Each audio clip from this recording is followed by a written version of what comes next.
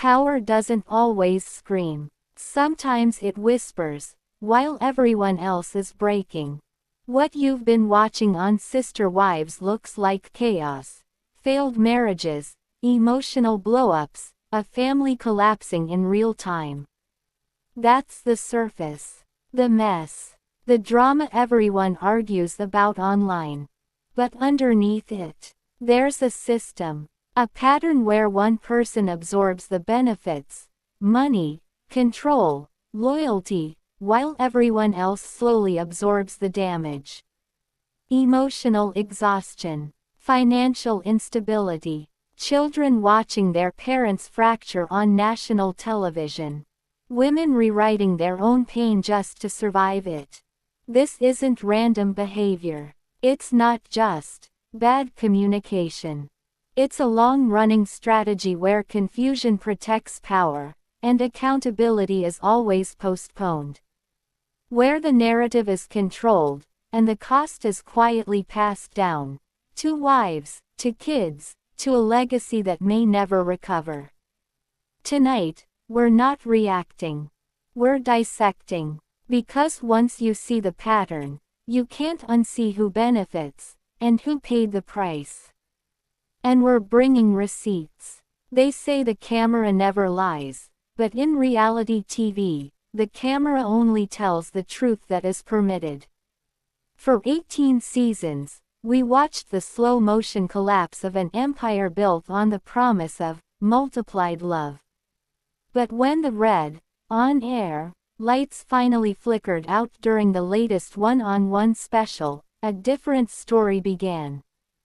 Host Sukanya, Suki Krishnan has sat across from Kody Brown for years. She has been the recipient of his glares, his deflected questions, and his occasional, erratic outbursts. But it was a recent 43-minute sit-down, away from the heavy editing of the TLC cutting room, where the mask didn't just slip, it shattered. What Suki revealed about Kody's behavior behind the scenes isn't just dramatic. It is, in her own words, embarrassing.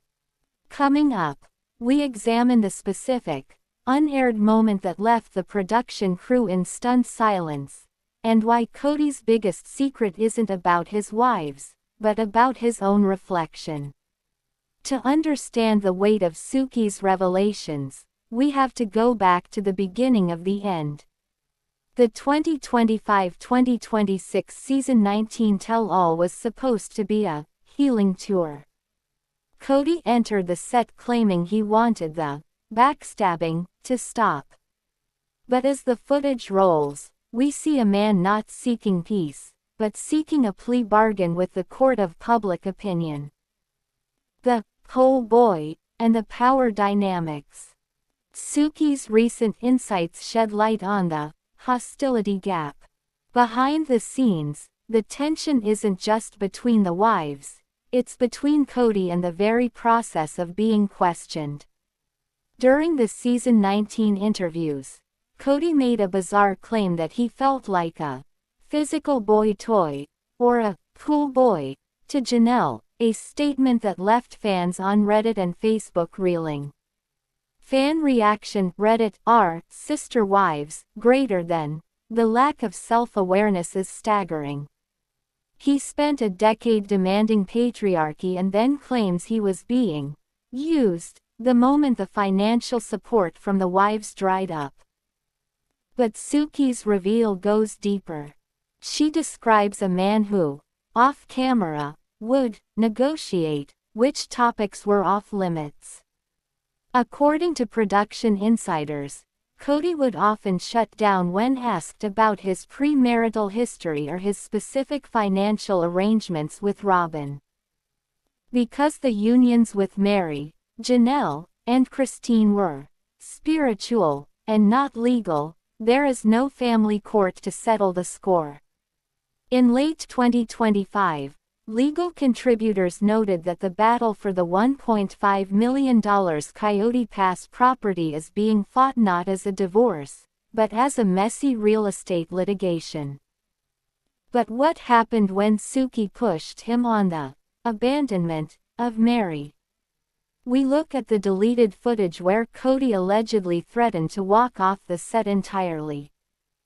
In her 43-minute reveal, Suki discussed the Robyn factor. While the public sees Robyn as the favorite wife, Suki observed something more clinical behind the scenes, a trauma bond that has isolated the couple from the rest of the world. Suki noted that Kody views Robyn as the moral compass of the family. However, verified quotes from the tell-all show a different reality.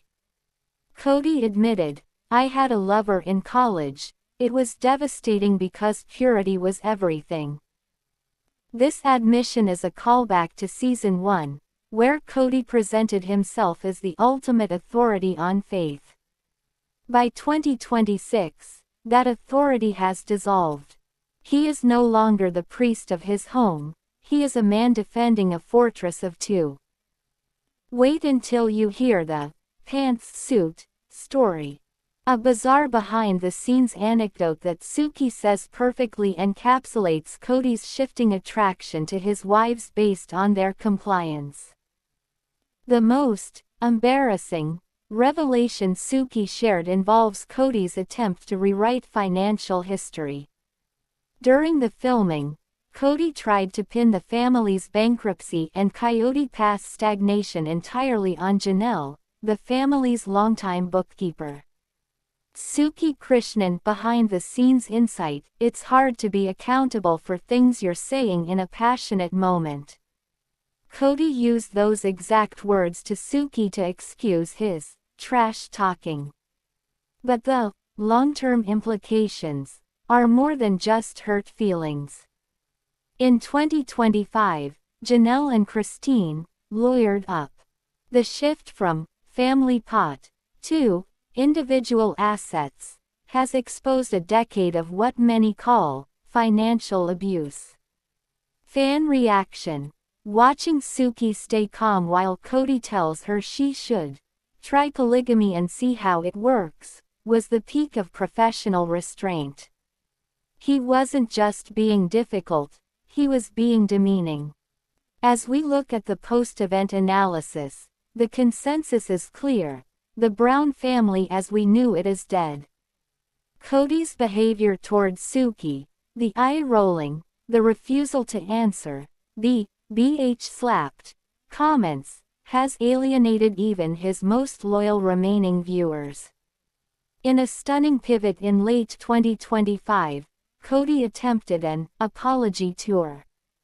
But as Suki noted in her interview, the apologies felt like damage control for a brand, not a father seeking his children. This mirrors the 2016 Brown v. Buman case where the family fought for the decriminalization of polygamy. They won a temporary victory for their lifestyle, only to have that very lifestyle crumble under the weight of the patriarch's ego. The final question Suki asked him that was never aired: "Do you actually miss them, or do you just miss the control?" His answer will surprise you. Suki Krishnan has been criticized for being too easy on Kody. But her 43-minute revelation proves she was playing the long game. By giving Kody the rope, he eventually tied the knot himself. The embarrassment isn't in the anger. It's in the desperation. A man who once stood at the head of a table of 23 now sits in a 43-minute interview trying to convince a journalist, and himself, that he was the victim all along. As the dust settles, as Suki says, the truth remains: you can multiply love, but you cannot divide accountability. The cameras are off. The set is dark. And for Kody Brown, the silence is finally louder than the show. For years, viewers of Sister Wives have been conditioned to expect spectacle. Arguments edited for maximum tension. Confessionals filmed after the damage was already done. Music cues that tell us how to feel before we've even processed what was said. But reunion interviews are different. They are supposed to be the reckoning. And Suki Krishnan was not there to perform. She was there to listen. Professionally trained as a journalist, Krishnan approached the conversation with a tone that was neutral, almost gentle. Yet viewers noticed something immediately. She wasn't guiding Kody. She was letting him talk. And that, it turned out, was enough. In her interview, Krishnan later explained that many of Kody's most revealing moments weren't planned. They weren't part of a scripted line of questioning. They happened in pauses. Moments when Kody continued speaking after the question had already been answered. Moments when he doubled down, unprompted. One of the most telling exchanges came when Kody spoke about accountability. He insisted, firmly, that he had been unfairly portrayed. That editing had exaggerated his anger. That context had been removed. Krishnan didn't argue. She asked one follow-up question. What responsibility do you take for how that came across? According to Krishnan, the room went quiet. Not tense. Just empty. And instead of reflecting, Kody redirected. Again, reality television contracts are notoriously strict. Participants sign agreements acknowledging that footage may be edited, rearranged, or contextualized for storytelling purposes. But legally, there is a boundary. Networks cannot fabricate dialogue. They cannot splice words that were never said. Krishnan confirmed this in her interview, stating clearly that the reunion footage reflected verbatim responses. No audio manipulation. No Franken editing. What viewers heard was what was said. And that matters. Because Kody's claim that he was misunderstood runs into a simple obstacle. The receipts are on tape. Longtime viewers began connecting dots. Not just from this reunion, but from seasons past. The defensiveness. The shifting blame. The tendency to frame himself as misunderstood rather than accountable.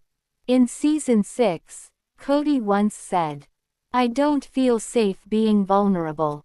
At the time, many viewers sympathized. But seen through today's lens, that line takes on a different meaning. Because vulnerability requires listening, and listening requires pause. Krishnan later noted that Kody struggled most when he wasn't in control of the narrative. When questions were open-ended. When silence wasn't filled for him. Within hours of the interview airing, social media reacted. On Reddit, one top-voted comment read, "She didn't expose him. She let him expose himself." On Facebook, longtime fans expressed something closer to secondhand embarrassment. Not outrage, not shock, but discomfort. On YouTube, reaction videos slowed down specific moments, pauses, deflections, non-answers. The consensus wasn't that Kody was cruel. It was that he was unaware. And that, for many, was harder to watch. Krishnan described feeling a growing emotional distance during the interview. Not hostility, disconnection. Each time she offered space for reflection, Kody filled it with justification. Each time she acknowledged his feelings, he pivoted back to grievance. From a psychological standpoint, this aligns with a well-documented behavior pattern: defensive self-preservation.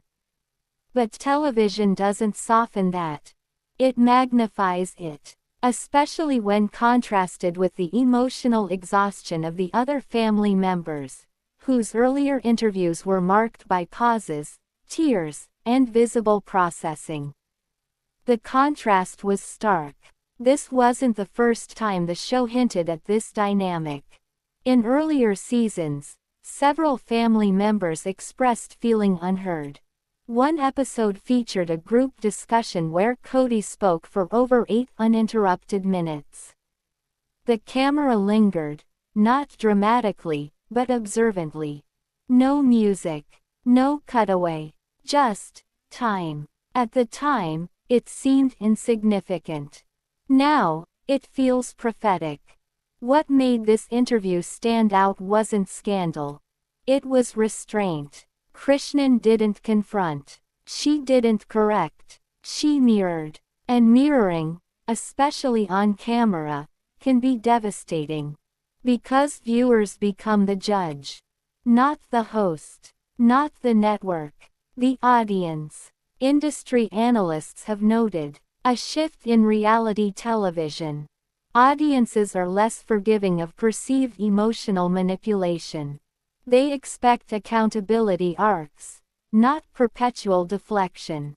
For Sister Wives, this interview may mark a turning point. Not because it revealed something new, but because it confirmed what many already felt. That the story was no longer about plural marriage. It was about emotional responsibility. And who was willing to carry it. Public perception doesn't change overnight. But it does calcify. And moments like this, quiet, unguarded, are often what linger. Not the shouting, not the dramatic exits, but the inability to self-reflect when given the chance. Krishnan later summarized the experience simply. I don't think he realized how much he was telling us. That line says everything. This wasn't a takedown. It wasn't a scandal. It was a mirror. And mirrors don't accuse. They just reflect. For viewers, the embarrassment wasn't about KODY losing control. It was about him never noticing he already had. And for a show built on the idea of shared responsibility, partnership, and communication, that realization may be the most revealing moment of all. Thumbs up like this video if you believe reality TV deserves real accountability. Speech balloon comment if you've noticed this pattern long before the show admitted it. Bell subscribe to join this ongoing investigation into power, money, and control inside reality TV families. Play button. Watch the linked playlist to follow the full breakdown, past episodes, timelines, and evidence that connects it all. This isn't gossip. It's documentation.